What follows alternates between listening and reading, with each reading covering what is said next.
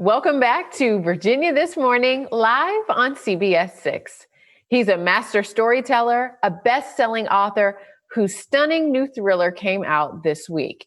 Bill recently spoke with him about his new project called The Order.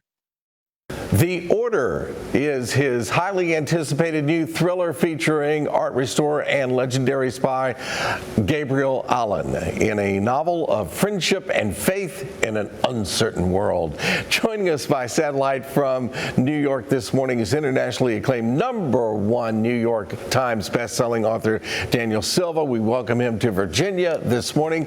Daniel, congratulations on this new project. Thank you so much. But at the risk of correcting the host, we couldn't go to New York because of COVID. So I'm actually coming to you from my office where I write my books. This is a first. I've never let anyone in here. I don't let my kids aren't really encouraged to come in here. So here it is. This is where it all happens. Wow, this is where all the magic happens. You know, I'm looking at the list of the titles of your book, and it goes on and on and on. And I'm thinking, I couldn't even think up names of that many books, and you've written that many. How do you keep this going at this rate? Well, the short answer is I really don't do much else. And so I literally, the day after I do the final edits and corrections on a book, I start on the next. And that's just, it helps me put the previous book out of my mind, makes me stop fiddling with it. So I love what I do. I think, like many writers, I end up sort of doing it compulsively.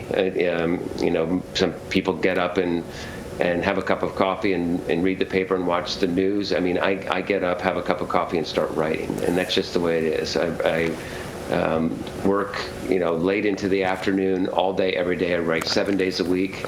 Vacations, I'm not really a great vacation person because I get a little antsy when I'm not writing, and that's the way it is. All right, let's talk a little bit about your hero, Gabriel, and we're into a conspiracy. Thanks for bringing up another conspiracy, by the way.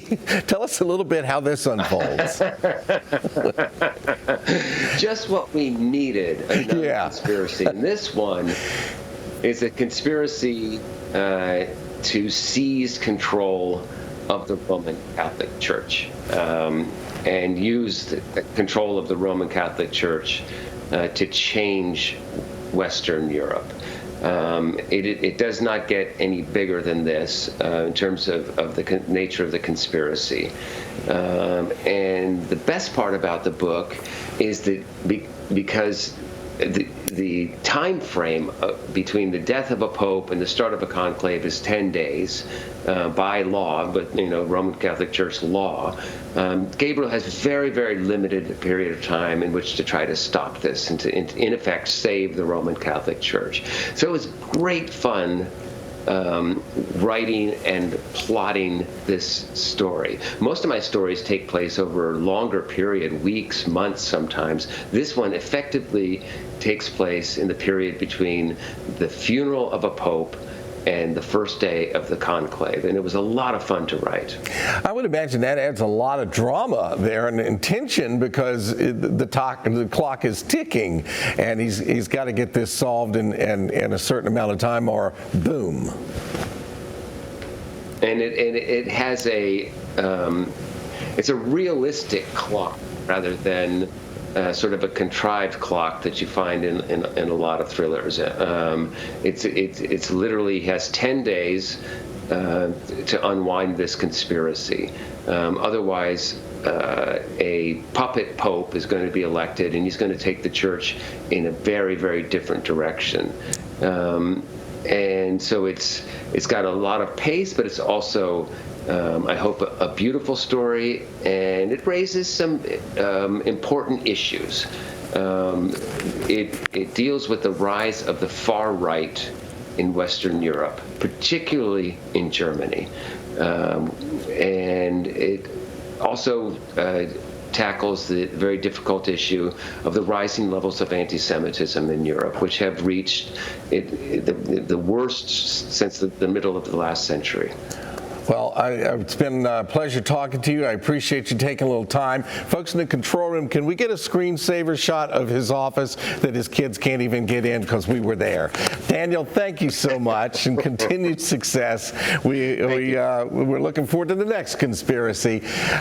And for the rest of you, stay tuned. We'll be right back with more Virginia This Morning.